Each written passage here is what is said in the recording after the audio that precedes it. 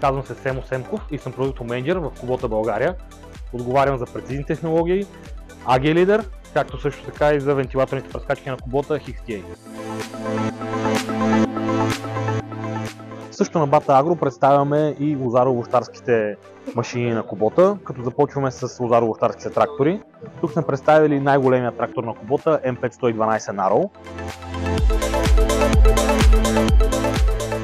И новостта при него е, че за първ път показваме трактор, който е с активен преден мост, лозаро-овощарски.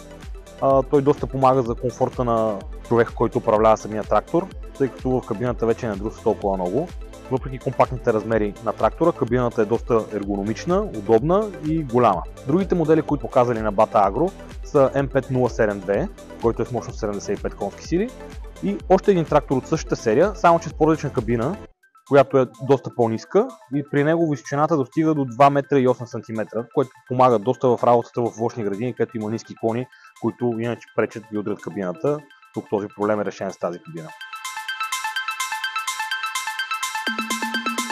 Инвентара, който сме показали за лозаро-овощари, са пръскачките на Kubota от серията XTA, като сме показали два модела.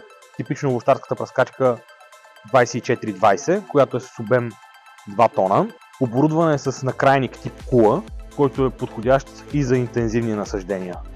Интересното при нея е начина, по който се управлява, чрез H3O технологията. Това представлява таблет, който е монтиран вътре в кабината на трактора, който ни позволява прецизно да управляваме функциите на пръскачката, да спираме лявата или дясната секция, да задаваме прецизно нормата, с която искаме да работиме.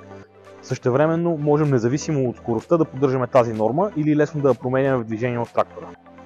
Другата пръскачка, която сме показали, е по-скоро овощарски тип. Тя е малко по-малка като обем, 1500 литра. Вентилаторът отзад също е малко по-малък. Тя е и с по-ниско ниво на оборудване, тъй като в кабината е изварено само управление за електрическо регулиране на нормата, но няма функцията за поддържането на нормата. И двете пръскачки са оборудвани с резервоар за предварително разбъркване, който помага по-лесно и екологично, без риск от препаратите за земеделците да ги вкарат в резервоара.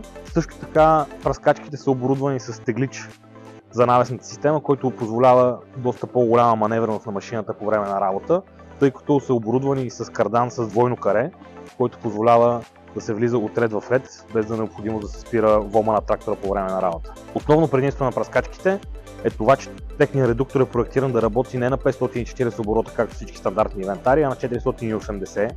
Това в комбинация с екорежима на трактора позволява да се извършват пръсканията с доста голяма икономия на гориво, тъй като по време на пръскане трактора преспокойно може да работи с 1300 оборота на двигателя и да спестим доста гориво.